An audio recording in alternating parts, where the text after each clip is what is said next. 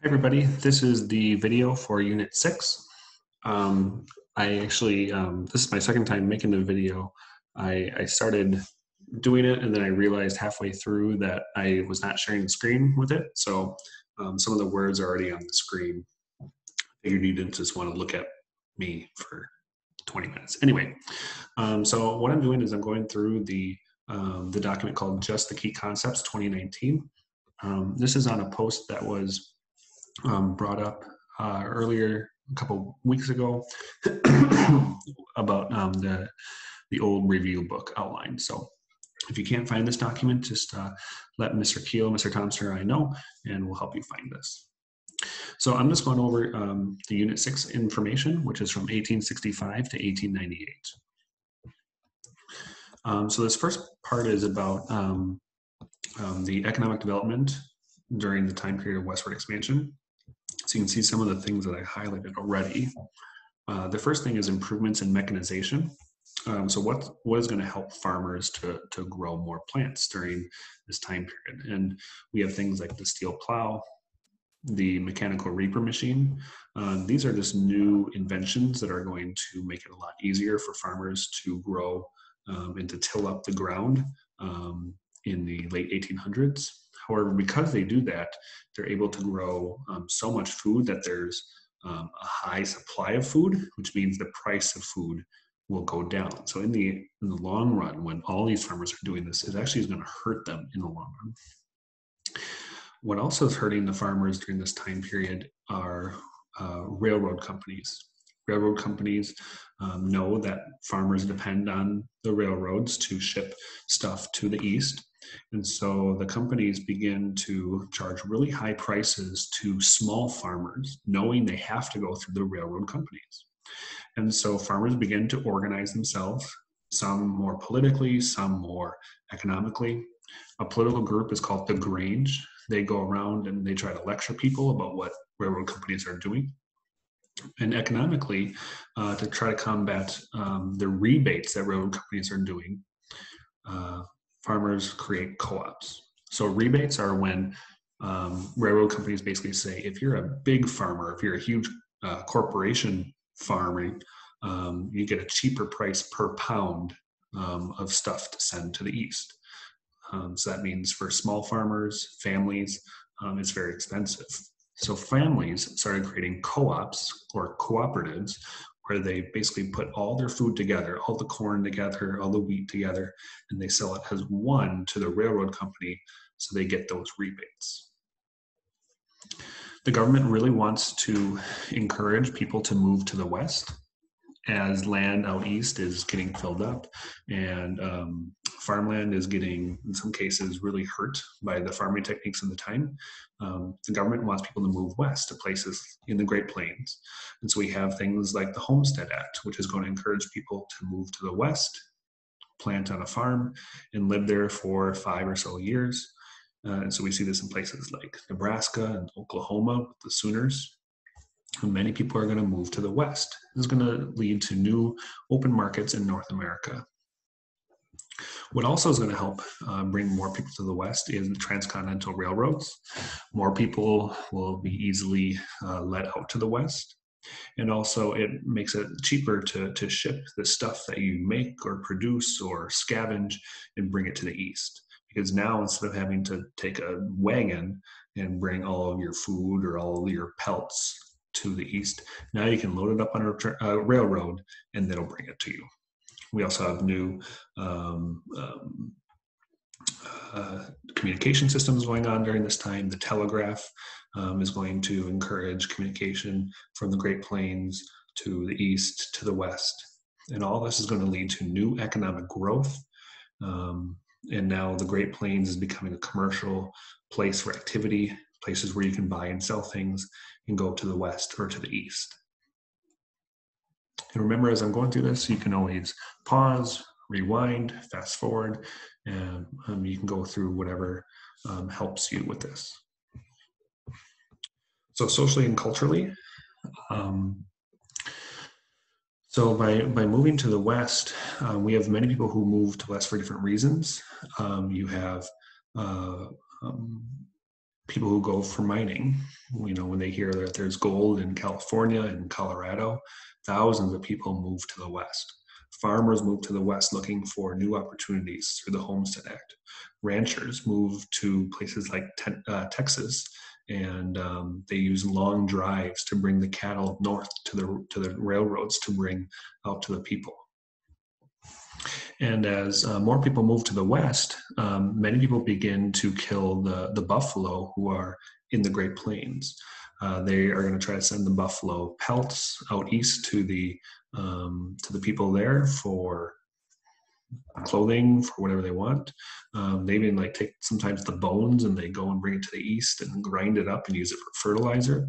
And when they do this, they kill so many buffalo that the population is pretty much decimated during this time period. And this is going to have major effects on the Native Americans who live there and depend on the buffalo. Many, because they don't have the food anymore, will have to sign treaties with the government and will resign to live in reservations controlled by the US government. However, many resisted with military force. We have cases like the Little Bighorn, where George Armstrong Custer was killed, is an example of Native Americans fighting back and resisting. But over time, the government has too many soldiers, too many guns, too much ammunition, and they're able to restrict a lot of Native Americans' movement. And with no buffalo, it's very hard for the Native Americans to fight back. And so many move to reservations and become dependent on the government.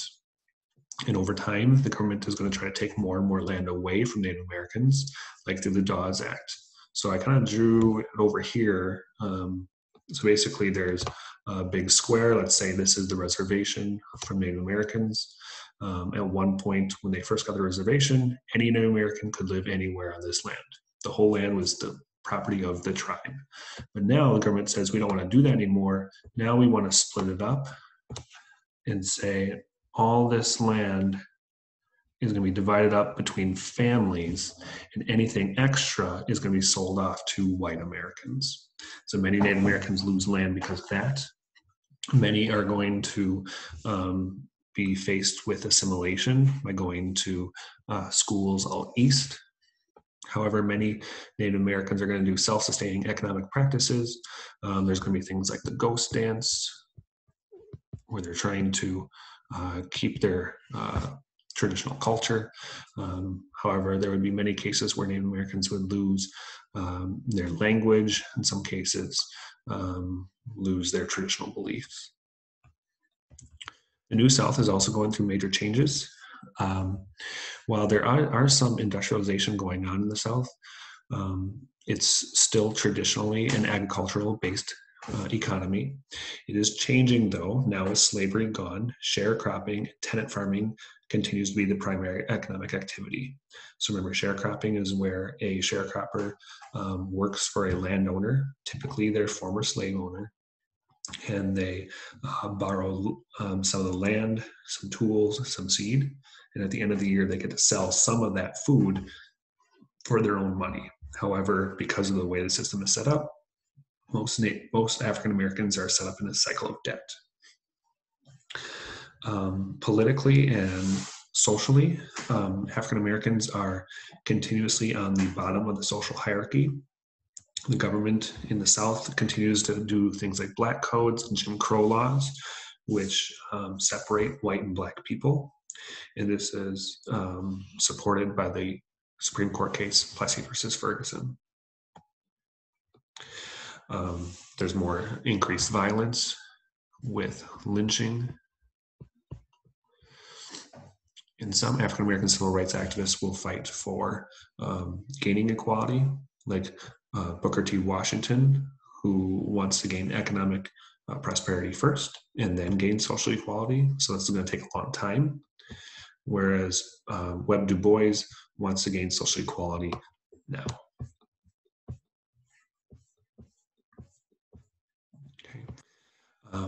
For industries, there's a lot of technological innovations going on during this time. There's sewing machines, the assembly line, coal was used to power factories. Now that's oil, electricity. Electricity is being used for the light bulb, mechanization. There's the Bessemer process, which is going to be a new way to create steel. Okay, all this is going to lead to more capabilities from factories. And through all this, the government wants government or businesses to grow. So they traditionally have a laissez-faire economics where they don't want to get involved. Businesses start to change up their structures by adding more offices, more white-collar jobs, more advertisements in newspapers, and getting new immigrants to work in factories. And so businesses are going to create trust. Remember, trust is another word for a monopoly, where you have complete control over your industry. And you can do that through horizontal integration, where you go after your competition. Or you could do vertical integration, where you try to take over all of your suppliers. So this is going to lead to fewer companies in industries, and it concentrates wealth among the super rich who don't want to spread that out to their workers.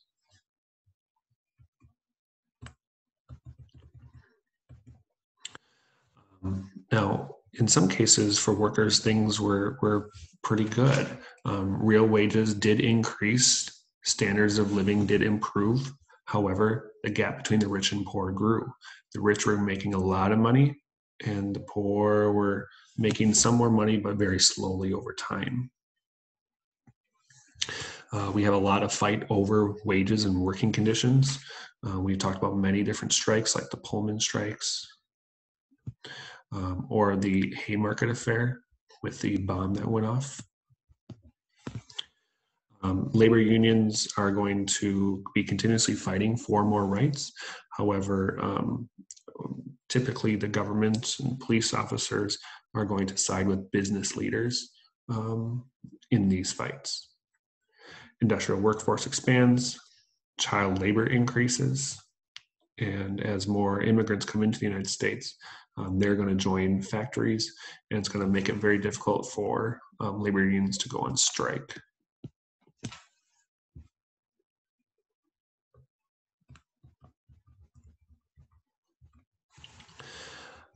So I just mentioned that about we have a lot of migration coming into the United States. As more people come into the United States from Asia and from Europe, this is done to get new opportunities to work in these big cities. We have urban neighborhoods that create ethnic communities. So if you go to New York City, you would see there's a Little Italy, there's an ethnic community of people from Poland, and in many cases these ethnic communities were very run down. Apartment buildings were not well kept, and so the tenement apartments were not very good. However, the tenement apartments were close to work, and so if you couldn't afford to pay for a horse, you had to live in these tenement apartments because they were close enough to your work. Now, as there's more immigrants coming into the United States, there's more internal migration. There's this question of assimilation. What does it mean to be an American? Are these immigrants coming in, especially with new immigrants? So it's from Southern and Eastern Europe who don't assimilate as quickly as maybe immigrants from other countries in the past. And there's also this fear that they will never assimilate and that they could be bringing radicalism to the United States. We have different commentators talking about theories like social Darwinism, where the successful are successful because they're smart, because they're more adaptable. It's a way for them to justify that they're at the top because they work hard and they've done the most. And it doesn't really take into account all the privileges or the way that the government is trying to help them. And so we have some people like progressives who are trying to change things, like Jane Addams, who's going to work in settlement homes, which are basically going to help immigrants learn United States customs, learn the English language. She had a whole house in Chicago to help immigrants adapt to American culture.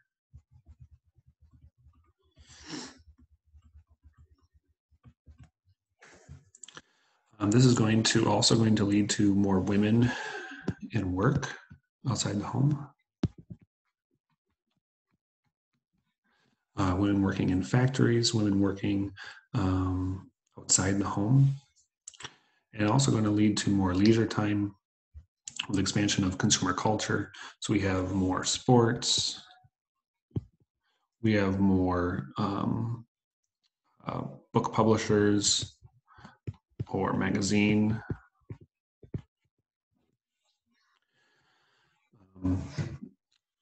Now, on the other hand of the social Darwinism is the gospel of wealth, the idea that if you are rich and you are a business leader, you are morally obligated to improve society and to give back. And so we see a lot of philanthropy. Some of the biggest business leaders did a lot of philanthropy, like Carnegie with libraries, or Rockefeller, giving thousands and thousands of dollars away to society as a way to say, this is me giving back. However, you could argue too that a bigger change in society would be paying their workers more money. So there's a lot of people who are going to be advocating for these different changes, alternative visions for the economy and society. So we have a lot of utopias that are being created around the United States, where people go and live and try to live in like a more anti-capitalist society. Many times there's like free love in these societies, but they don't last very long. Many women are trying to also gain more rights. More women are going to college than ever before. Colleges are beginning to open up to women, promoting social and political reform, especially the movement for suffrage and prohibition.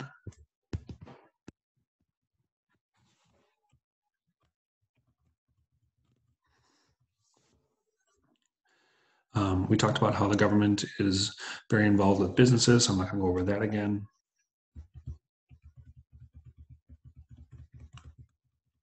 One issue with with politics is how the government would have their own problems.